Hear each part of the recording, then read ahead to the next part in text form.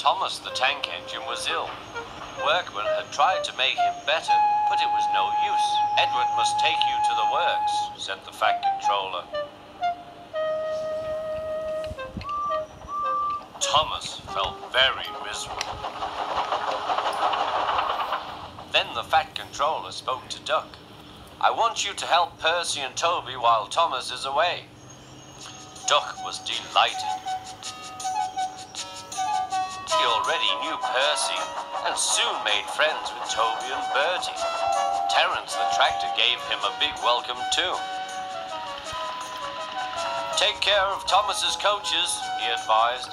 He's sure to miss them while he's away. Duck was very gentle with the coaches. Annie and Clarabelle were impressed. Such nice manners, they told each other. It really is a pleasure to go out with him.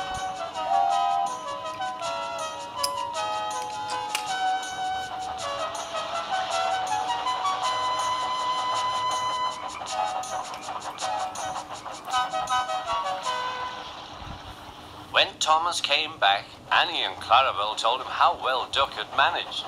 Thomas was so pleased to be home that he soon forgot to be jealous.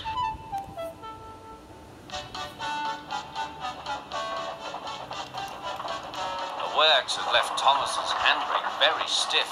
It made his brakes seem as if they were hard on, when in fact they were not.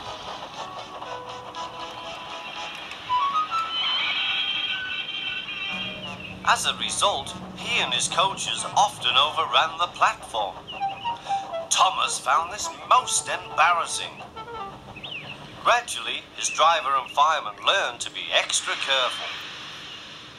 But one day, Thomas's fireman was ill, and a relief man took his place.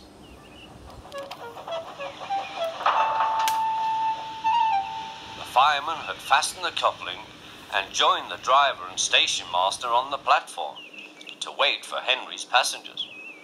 The fireman had forgotten all about Thomas's handbrake. Thomas simmered happily. Not long now, he thought, as he saw Henry slowly approaching. But Thomas's brakes were not hard on, and suddenly he felt his wheels begin to move.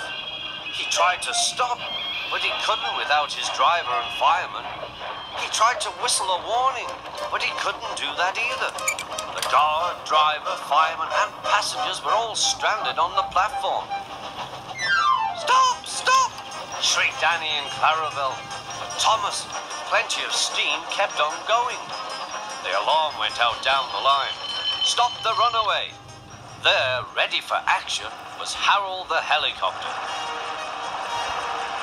The inspector had made a plan, and together they took off into the sky.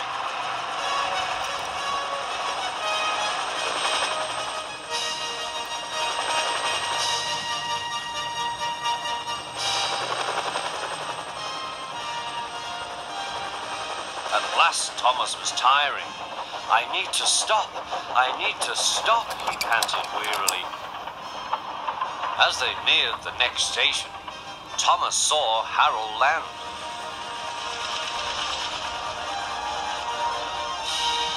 They entered the platform slowly enough for the inspector to act.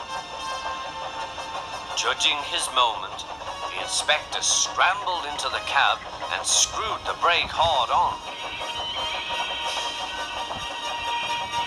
At last, Thomas stopped. Both he and the inspector were very relieved. Then they thanked Harold. Think nothing of it. Well, Harold, glad to be of service any time. Phew, remarked the inspector. We must never let this happen again, Thomas.